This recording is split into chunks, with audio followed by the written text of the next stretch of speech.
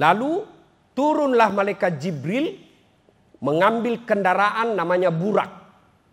Dan jangan terhasut oleh gambar burak yang pernah kita lihat dulu di kampung-kampung. Kuda badannya, kepalanya perempuan cantik, nengok ke kanan. Itu orang Yahudi yang gambar, Bu. Itu bakar itu kalau ketemu. Tapi keluarin dulu dari rumah. Jangan kau bakar dalam rumahmu, ikut rumah terbakar. Apa ada kejadian tidak masuk akal tapi terjadi? Contoh, logika berpikir gampang sekali nih. Diundanglah saya ceramah ke Jakarta. Pagi hari pesawat pertama jam 6 waktu Makassar. Tiba Jakarta jam 7 pagi. Ceramah jam 10. Selesai jam 12. Pulang saya ke Makassar jam 3. Jam 6 sore ada lagi saya di Makassar. Sampai di rumah saya gantung bajuku. Tanpa sepengetahuan saya ada semut ikut di kantong. Begitu sampai di rumah keluar ini semut. Dia kumpul samanya temannya semut. Dia pidato di depan bangsa semut. Saudara-saudara sekalian bangsa semut, baru saja saya pulang dari Jakarta. Dia bilang semut yang lain, jam berapa kau pergi? Dia bilang tadi pagi. Hah, enggak masuk di akal. Bagaimana caranya? Kau baru keluar saja kau diinjak mobil trek. Dia bilang betul itu yang kau bilang. Ini bukan saya yang jalan. Saya ikut di kantongnya Ustadz Das'ad. Saya tidak pernah keluar. Tapi betul, saya dari Jakarta. Masuk akal enggak? Kalau ini semut yang jalan, tidak mungkin. Tapi siapa yang jalan? Das'ad Latif, semut numpang di kantong. Tidak masuk akal, tapi terjadi. Mau lagi contoh, tidak masuk akal tapi terjadi. Hah? Ada profesor dianulir profesornya. Dibatalkan sama menteri waktu itu. Malah jadi kepala BP POM. Itu kan tidak masuk akal, tapi terjadi. Iya toh? Ini pesan pertama banyak hal yang tidak masuk akal tapi terjadi. Mau lagi saya kasih contoh? Mau lagi? Hah? Kapling laut. Itu kan tidak masuk di akal laut di kapling. Tapi ada, kita lihat ada. Iya toh? Itu semua tidak masuk akal tapi terjadi. Mau lagi? Mau lagi saya kasih contoh. Profesor di bidang hukum diangkat menjadi penegak hukum, justru ditangkap gara-gara melanggar hukum. Itu kan tidak masuk di akal, tapi terjadi. Tidak usah kupersoalkan ini soal masuk akal tidak masuk akal. Banyak kejadian tidak masuk di akal tapi terjadi. Dan saya yakin menurut saintis nanti kejadian Isra Mi'raj bisa dibuktikan secara teknologi. Coba barangkali waktu itu kita sudah tidak ada. Bapak Ibu yang masuk hidup lahir tahun 60-an. Itu dulu kalau orang mau menelpon, 2 dipanggil Pak, dikasih begini. Ya Prof ya, baru diputar. Halo, halo, Jakarta, ujung pandang. Halo, itu dulu. Tidak pernah dibayangkan sepupu kita yang ada di Madura bisa transaksi garam dengan sepupunya yang ada di Amerika melalui video call. Hai, ini garamnya.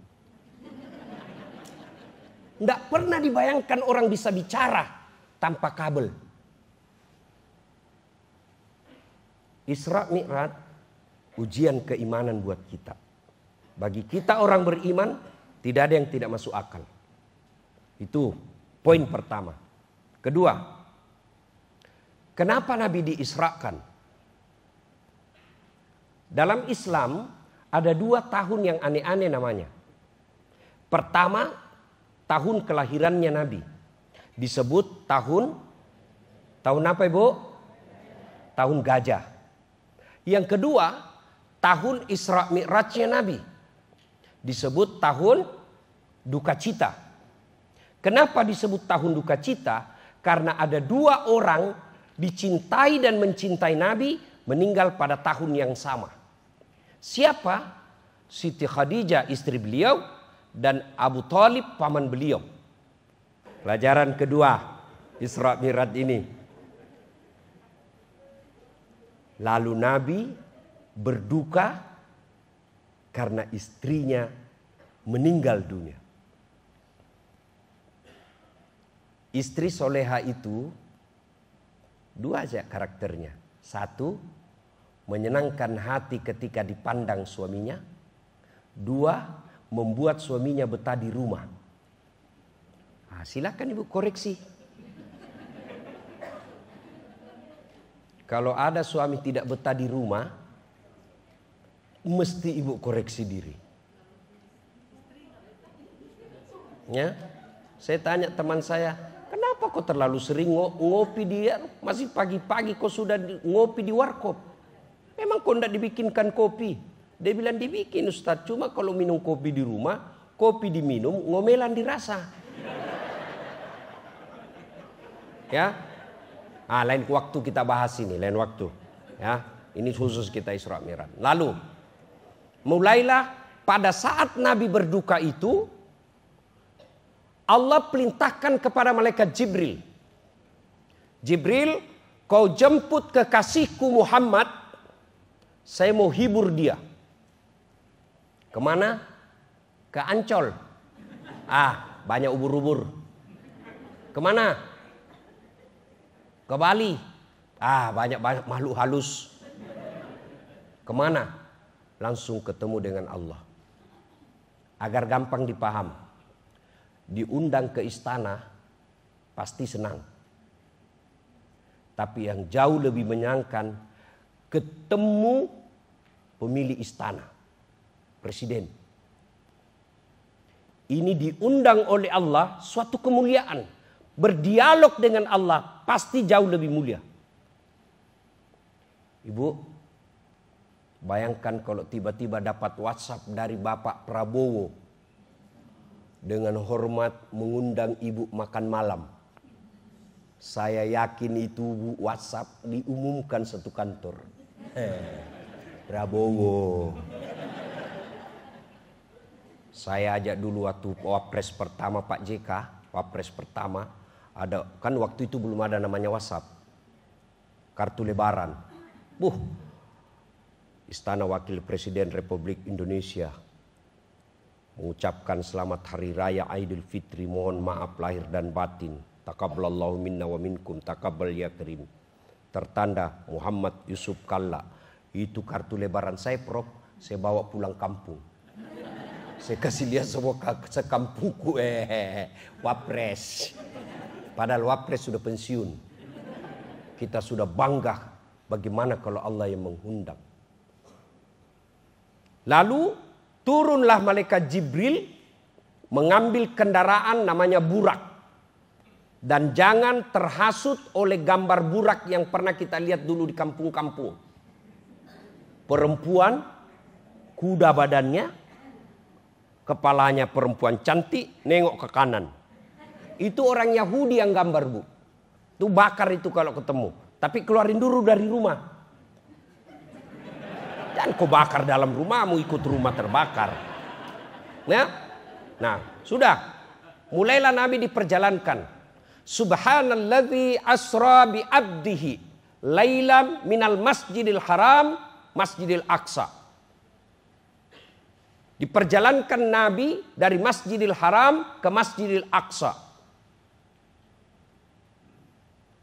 Kenapa harus ke Masjidil Aqsa? Tujuannya kan ke langit. Kan bisa dari Mekah langsung ke langit. Ngapain ke Masjidil Aqsa lagi? Boros. Sama kita di pegawai-pegawai negeri. Ada SPJ, tidak ada perjalanan. Ada SPJ-nya. Tapi dilihat, tidak ada perjalanannya. Sopir kasihan setengah mati pergi tanda tangan. Dia tidak dapat apa tapi dapat dosa. Nanti orang-orang yang suka bikin SPJ palsu, Pak, itu nanti kalau di akhirat disuruh masuk neraka jalan-jalan. Nah, kau jalan-jalan, kau hobi sekali dulu jalan-jalan waktu kau masih aktif di pegawai ya. Kau jalanlah sekarang. Kenapa mesti diperjalankan lagi ke Masjidil Aqsa? Kan bisa dari Masjidil Haram langsung naik ke langit. Orang dari Jawa boleh langsung ke langit. Orang dari Makassar boleh langsung ke langit. Sama kalau dari Makassar mau ke Jakarta. Ngapain lewat Surabaya dulu? Boros anggaran. Allah jawab. Kenapa diperjalankan? Linuriyahu min ayatina. Untuk memperlihatkan sebagian, lihat, sebagian dari tanda-tanda kebesaran kami. Tidak semua, sebagian. Bagi dunia akademik, istilah mungkin cocok chapter. Bab-bab kehidupan. Banyak kezaliman, banyak dosa, banyak maksiat. Banyak sekali maksiat di dunia ini. Tapi tidak semua diambil dalam Isra Mi'raj, diambil sebagai contoh-contoh kehidupan. Sebagian chapter-chapter kehidupan yang Allah perlihatkan. Inilah tema yang betul. Transformasi nilai-nilai Isra Mi'raj untuk membangun BPOM yang profesional, amanah dan mendunia. Judul disertasi S3 ini.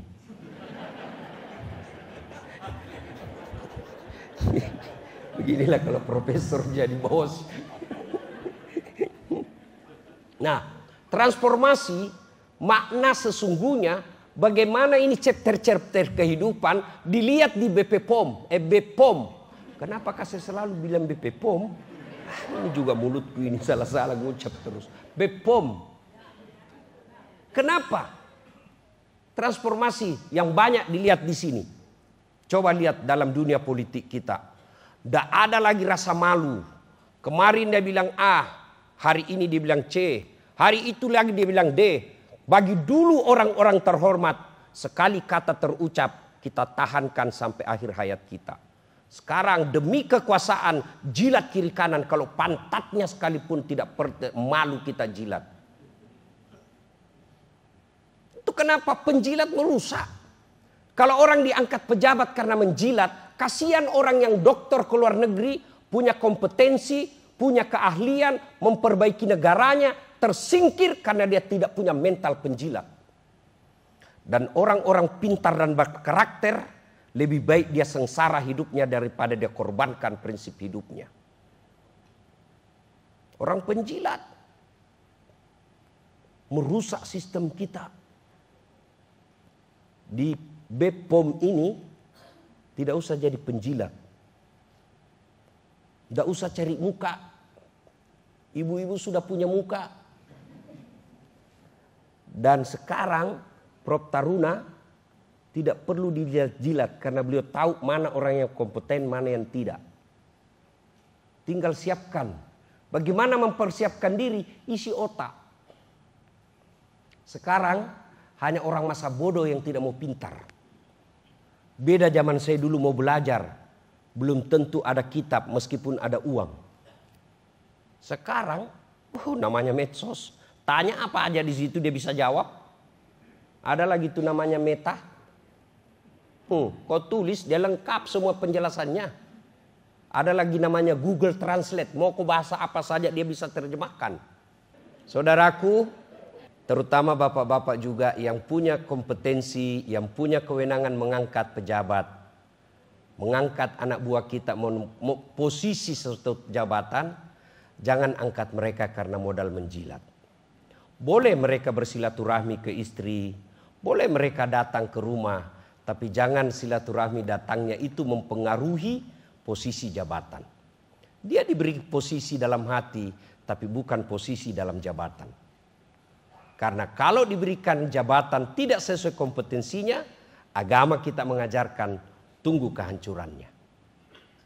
Yang kedua, apalagi yang dilihat oleh Nabi, ada lagi orang yang dilihat, diberikan daging yang halal, harum, matang, di samping kanan kirinya, daging yang bau, najis, berbau, berulat. Suruh pilih. Kamu, mana dia pilih? Dia pilih daging yang bau, bernanah, berulat, dia tinggalkan daging yang baik. Nabi bertanya, siapa itu Jibril? Jibril menjawab, itulah pasangan yang diberikan pasangan halal tapi dia pergi berselingkuh. Ini selingkuh sudah menjadi tradisi masyarakat kita. Banyak di kantor berselingkuh. Bermula dari canda. Pura-pura salah kirim. Kirim lope. Apa maksudnya bang? Oh salah kirim dek. Sebenarnya tidak apa-apa mas. Makanya dedek nih yang cewek. Cewek. Kalau kau di WhatsApp atau di telepon bosmu, jangan suaramu mendayu-dayu. Di mana dek? Assalamualaikum. Waalaikumsalam. Bagaimana suaminya orang tidak tergoda kalau begitu? Lagi di mana dek? Di rumah aja pak. Lagi ngapain? Baring-baring sih. Jangan begitu karena orang pasti tergoda. Itu makanya sebagian ulama mengatakan suara perempuan itu adalah aurat. Coba kalau kau tegas. Assalamualaikum dek. Waalaikumsalam. Lagi di mana ini dek? Di rumah pak. Emang lagi ngapain? Untuk apa sih pak? Tanya-tanya ini kan bukan jam kantor. Oh 2 kali ndak ditelepon lagi kamu itu. Jangan buka peluang. Apalagi yang kadang-kala membuat perselingkuhan terjadi. Curhat di medsos. Tak kusangka kau begitu. Kesepian banget. Di mana di kau? Itu bibit-bibit terjadinya perselingkuhan. Kita mulai dari yang kecil-kecil. Kertas kantor dibawa pulang. Hari ini 1/4 rim. Nggak ketahuan, 4 hari kemudian 1/2 rim. Hari berikutnya 1 rim. Kenapa? Anaknya lagi nulis skripsi. Apalagi ada kantor renov, tegelnya diambil. Jangan ketawa pak, ini serius orang ini. Nggak dipakai Ustadz, bukan hakmu. Coba bayangkan Umar bin Khattab pak. Umar bin Khattab waktu itu Amiral Mukminin. Beda gelarnya Abu Bakar. Abu Bakar Siddiq gelarannya apa? Khalifah Rasulullah. Umar bin Khattab Amiral Mukminin, pemimpin orang Islam. Presiden kalau sekarang. Dia lagi bekerja. Pakai lampu, pakai minyak. Lalu ada apa itu? Sumbu.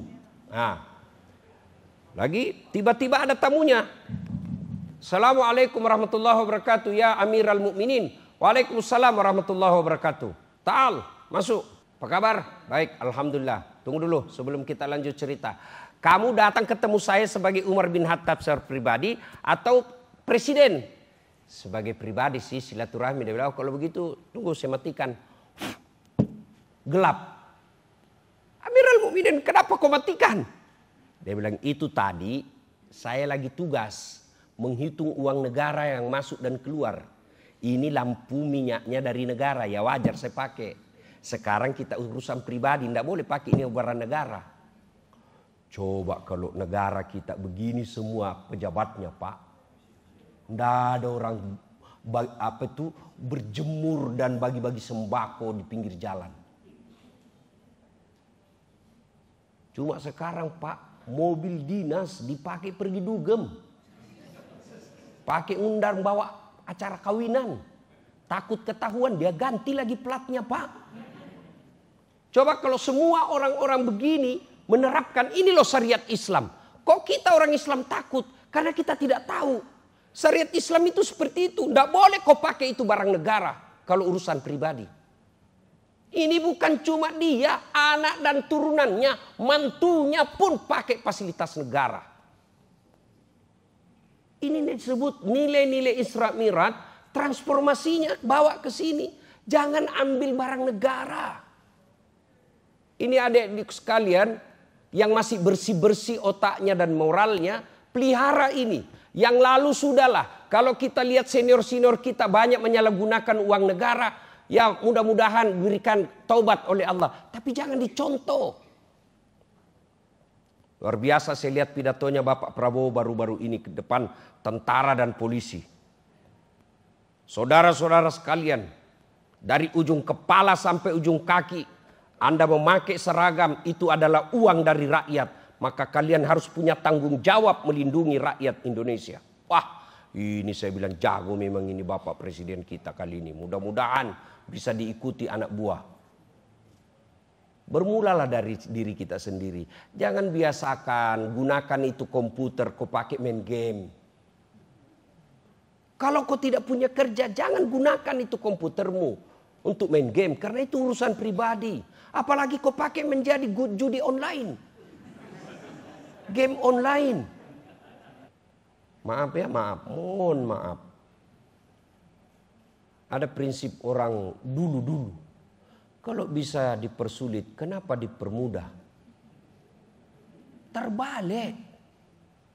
Birokrasi modern itu kalau bisa dipermudah, kenapa dipersulit? Kenapa ada orang mempersulit izinnya orang? Karena dia pikir kerjaan itu uang. Coba kalau kalian kerjaan itu ibadah. Coba kalau kalian membantu orang itu ibadah. 30 tahun kau mengabdi POM ini, 30 tahun kau dapat gaji, 30 tahun kau dapat penghargaan, dan dapat kau pensiun, di akhirat juga 30 tahun itu jadi amal. Cuma karena kita bekerja ngejar gaji, di akhirat nanti tidak dapat apa-apa. Ya Allah, mana pahalaku memberi izin 30 tahun. Kata Allah, kau dulu kan mau dapat honor. Kau sudah dapat dari orang yang kau kasih izin toh. Sekarang tidak ada lagi kau pahala kau dapat. Itulah makna dari setiap kita sholat ada ikrar. Inna sholati wa nusuki wa mahyaya wa mamati lillahi rabbil alamin. Nah ibu bapak tuan-tuan yang saya hormati.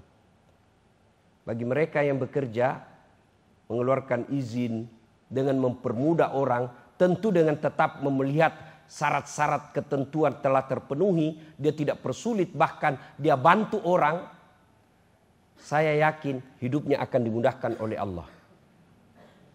Kalau dia persulit, kalau bukan pribadinya dia yang dapat, tapi hakul yakin, pasti Allah balas keburukanmu. Mungkin anakmu akan dapat. Nanti juga akan dipersulit orang ketika dia mengurus sesuatu. Mudahkan urusan orang supaya Allah pun memudahkan urusanmu.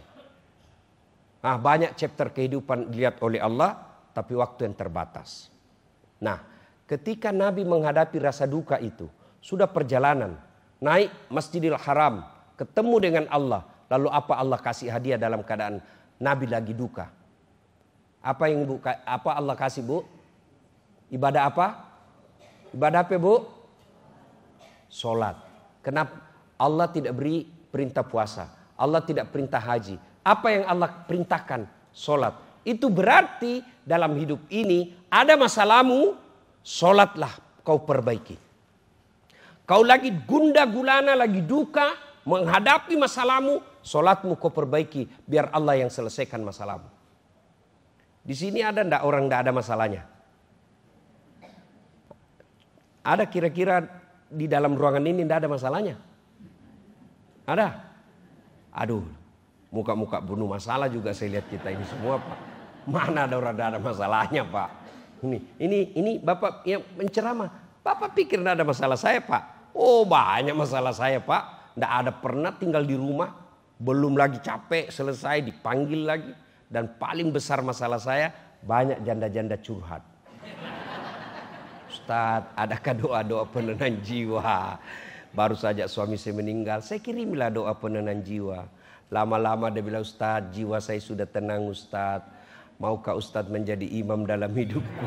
Saya bilang, oh mohon maaf ibu, saya bukan imam, saya penceramah. Mana ada orang? Coba lihat deh, ya, waktu kita sekolah, apa masalah kita? Mau sarjana. Sudah sarjana selesai masalahnya? Mau kerja. Sudah kerja misalnya di kantor wali kota, selesai masalahnya, mau kepala bagian. Sudah kepala bagian, selesai, tidak, mau jadi kepala dinas. Sudah kepala dinas selesai, tidak, mau jadi sekda. Sudah jadi sekda, selesai masalahnya, mau jadi wali kota. Sudah jadi wali kota, mau 2 periode. Sudah 2 periode, mau jadi gubernur. Sudah jadi gubernur, ditangkap KPK. Tidak ada masalahnya. Ini kalau ini saya lihat semua muka-muka saja masalah juga ini Pak. Masalah paling berat saya lihat di sini, bapak mau kawin lagi tapi takut sama istrinya. Mana ada masalahnya Pak. Semua kita punya masalah.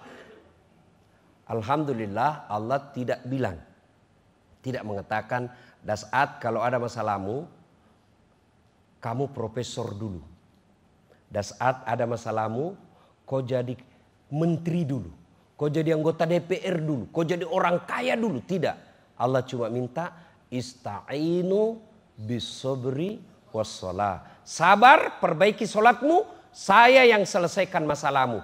Itu janji Allah, bukan janji caleg. Bah, kalau caleg yang janji kita, Anda boleh dijanji sorga. Sorga pun dia janji kita.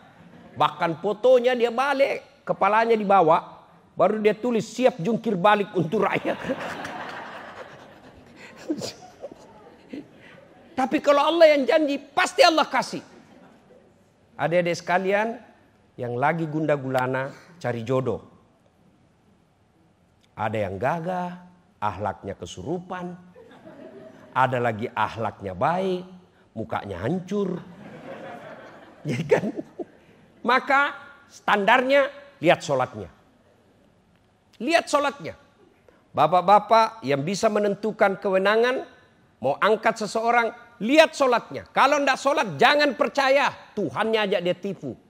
Apalagi manusia. Lihat saja sholat. Lalu ada yang bilang sama saya, Ustadz, saya sudah sholat Ustadz. Tapi kok banyak masalah saya? Iya betul kok sholat, tapi tidak ikhlas. Hayya 'alas sholat. Asar lagi.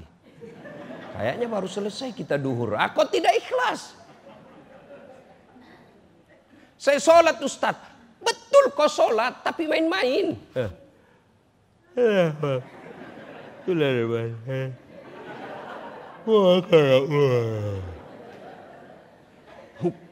Bapak Ibu ketawa karena membayangkan diri sendiri kan. Sholat bukannya ingat Allah, ingat duit. Allahu Akbar. Duit tadi 200.000. Beli bensin 100.000. Kuota 50.000. Mana ini 50 ya? Rakaat kedua masih dicari tuh. Rakaat ketiga belum dapat. Begitu salam, oh di bawah sadel.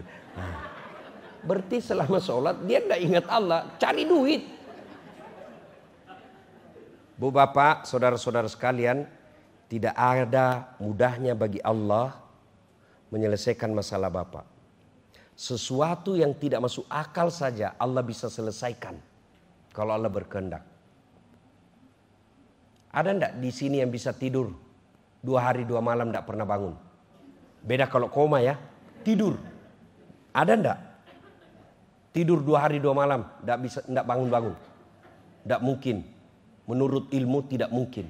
Tapi kalau Allah yang mau 309 tahun tidur Ashabul Kahfi.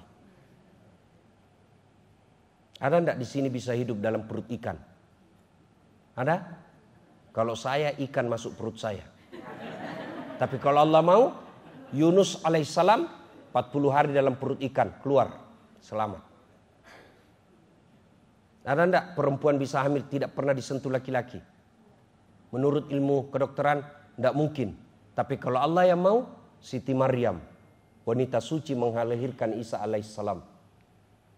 Cuma sekarang banyak perempuan mau sayangin Siti Maryam. Hamil dari suaminya, beleng-beleng. Ayo, kalau Allah berkehendak, gampang bagi Allah. Kalian mau jadi kepala badan, gampang bagi Allah. Allah cuma minta kamu sholat. Saya sudah sholat Ustadz, yang saya minta Allah tidak kasih. Allah tahu tidak mampu kau pikul itu apa yang kamu minta. Contoh, saya minta hari ini, ya Allah, berikan saya private jet, pesawat pribadi. Tiba-tiba besok Allah kabulkan. Tentu saya bingung. Mau parkir di mana? Biaya apturnya. Hah? Pramugarinya, pilotnya. Tentu, anak kau pada saat penghasilanmu paling 5 sampai 10 juta satu bulan. Karena kalau saya kasih kamu, saya bebani hidupmu namanya. Saya tidak mau membebani di luar kemampuanmu. Perbaiki aja salat. Nggak usah cari muka, nggak usah korupsi. Allah kasih kamu yang terbaik. Ada orang Ustaz tidak pernah sholat tapi baik hidupnya. Itu istidraj namanya. Yang kamu lihat dari mana? Ini Ustaz, bagus rumahnya. Itu yang kamu lihat. Yang kau tidak lihat, anaknya kurang ajar. Perempuan pulang larut malam jam 2 dini hari lompat pagar. Saudaraku, makna terpenting dari Isra Mi'raj, ujian keimanan. Yang kedua, semua punya masalah, selesaikan dengan perbaiki sholat. Tak banyak cerita, tidak ada guna pulang pengajian ini kalau masih ada di antara kita pulang masih tidak menunaikan sholat dengan baik. Ada yang bilang, kenapa kau belum sholat? Ustaz, saya masih tukang gosip. Kalau sudah gosip tidak sholat, menang berdiri dosa. 2-0. Kenapa kau belum sholat? Saya masih judi online. Kau sudah judi online. Kau tidak sholat, judi online lagi. 2-0. Kalau kau judi online, sholat satu sama. Mana bagus 1 sama 2-0? Tentu bagus 0-2. Nggak judi, sholat lagi. Ya, wala talbisul haqqa bil batil. Allah tidak campurkan antara hak dan batil. Sholatmu sholat, puasamu, sholatmu sholat, dosamu dosa. Tapi kalau kau sudah tidak sholat, semua amal-amalmu tidak ada gunanya. Yang pertama kali nanti ditanya ketika Bapak masuk di kubur adalah sholat. Ketika sholat baik, amalmu yang lain baru diperiksa. Ketika sholatnya tidak beres, kata Allah, hapus semua kebaikannya. Tidak ada gunanya. Ibu bapak, kalau bapak ditugaskan ke satu daerah tidak senang, ada pilihan tidak? Bapak ditugaskan di wilayah yang bapak tidak senang, ada pilihan? Ada pilihan pak? Ada. Apa? Pensiun dini. Selesai. Ibu-ibu punya suami yang tidak bagus, ada pilihan? Ada. Pulangkan saja aku pada ibuku atau ayahku. Cerai, selesai. Bapak-bapak punya istri cerewet, malas masak, kuat makan. Ada pilihan? Ada. Bapak malah 2 pilihannya. Tambah atau ganti. Iya toh? Iya. Bapak pergi merantau ke Sulawesi. Di Sulawesi tidak ada nyamannya. Ada pilihan? Ada, balik lagi ke Jawa, mangan orang mangan yang penting ngompol. Selesai. Menderita di dunia masih ada pilihannya. Tapi kalau bapak ibu masuk kubur, ada pilihan? Ada pilihan? Enggak enak di kubur. Wih, ada malaikat, keluar dulu. Oh, bapak keluar lagi. Viral satu dunia, Pak. Dan orang paling menderita di alam kuburnya, kata Nabi, al-mutahawilu bis sholah, yang menganggap enteng sholat. Itulah makna dari kata Prof tadi. Penting ini sholat, sehingga tempat penerimaannya pun penting. Cara penerimaannya pun penting. Ketika Allah perintah puasa, ayat saja turun. Allah perintah haji, ayat saja turun. Allah perintah zakat, ayat saja turun. Tapi ketika perintah sholat, tidak hanya ayat yang turun. Tapi Muhammad SAW diundang datang menghadap kepada Allah. Kenapa? Menerima perintah yang sangat penting. Ketika ada perintah dari Pak Prof kepada seluruh jajaran Sulawesi Selatan, himbauan saja sifatnya, cukup di WhatsApp kepala di daerah-daerah masing-masing. Tapi kalau itu surat penting, tidak boleh di WhatsApp. Pejabat daerah datang menghadap ke kantor pusat untuk terima surat penting ini. Sholat begitu pentingnya sehingga cara penerimaannya pun spesial. Maka merugi orang-orang yang setengah mati cari uang lalu dia tinggalkan sholat. Sepanjang jalan tadi dari sini, dari hotel ke sini, saya bilang memang luar biasa hidupnya orang Jakarta. Kadangkala dia tinggalkan rumahnya, sudah sholat subuh dia keluar, pulang jam 8 atau jam 9 malam. Lalu sayangnya dia tinggalkan sholatnya. Begitu tiap hari, 1 minggu lagi, 1 bulan, tahun baru lagi, tahu-taunya pensiun, tahu-taunya masuk rumah sakit, tahu-taunya sudah innalillahi wa inna ilaihi rajiun. dunia pasti ditinggal. Dan orang yang paling merugi di dunia ini adalah orang yang menganggap enteng sholat. Agar kita tidak termasuk orang yang merugi, maka kantor kita diberikan keistimewaan untuk melakukan acara keagamaan Isra Mi'raj ini, agar bukan sekedar mengeluarkan anggaran, agar ada manfaat transformasi nilai-nilai Isra Mi'raj itu dalam dunia pekerjaan. Sehingga pekerjaan kita dapat honor, gaji setiap bulannya dari negara, juga dapat amal dari Allah Subhanahu wa taala. Semoga ada manfaat, lebih dan kurangnya mohon dimaafkan. Usikum wa nafsi bitaqwallah, fastabiqul khairat. Assalamualaikum warahmatullahi wabarakatuh.